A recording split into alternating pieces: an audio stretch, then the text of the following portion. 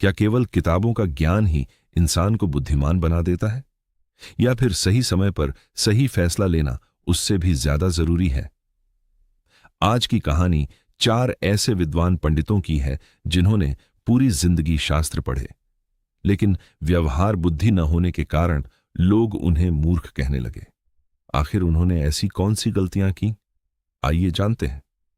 एक नगर में 4 ब्राह्मण रहते थे। वे बचपन से ही बहुत बुद्धिमान माने जाते थे।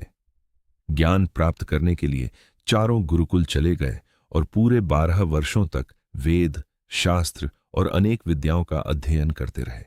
शिक्षा पूरी होने के बाद चारों अपने घर लौटने लगे। रास्ते में एक जगह 2 मार्ग दिखाई दिए। अब समस्या यह थी कि किस रास्ते से जाया जाए।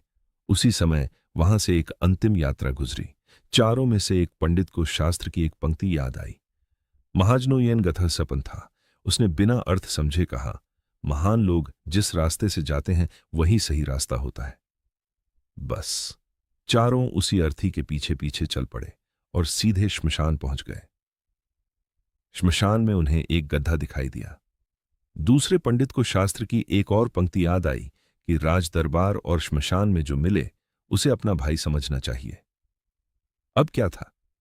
चारों ने उस गड्ढे को अपना भाई मान लिया। कोई उसे गले लगाने लगा तो कोई उसके पैर धोने लगा। तभी वहां से एक ऊंट तेजी से गुजरा। एक पंडित बोला, देखो, शास्त्र में लिखा है कि धर्म की गति बहुत तेज होती है, इसलिए यही धर्म होगा। दूसरा बोला, और धर्म का संबंध अपने भाई से होना चाहिए। इतना सुनते ही चारों ने गड्ढे को ऊंट के गले से बांध दिया, लेकिन वह गधा एक धोबी का था। धोबी ने यह तमाशा देखा तो डंडा लेकर उनकी ओर दौड़ा। चारों पंडित जान बचाकर वहां से भाग निकले। कुछ दूर जाकर उन्हें एक नदी मिली। नदी में पलाश का एक पत्ता तैर रहा था। एक पंडित बोला, शास्त्र में लिखा है कि तैरती हुई वस्तु सहारा देती है और यही मुझे पार ले जाएगा। वह पत्ते पर लेट गया और तुरंत नदी में डूबने लगा। दूसरे पंडित ने उसे बचाने के बजाय शास्त्र की बात याद की, आधा बचा लो, पूरा नष्ट होने से अच्छा है। उसने मित्र की छोटी पकड़कर उसकी गर्दन ही काट दी। सिर हाथ में रह गया और शरीर नदी में बह गया। अब 3 पंडित बचे। वे एक गांव पहुंचे।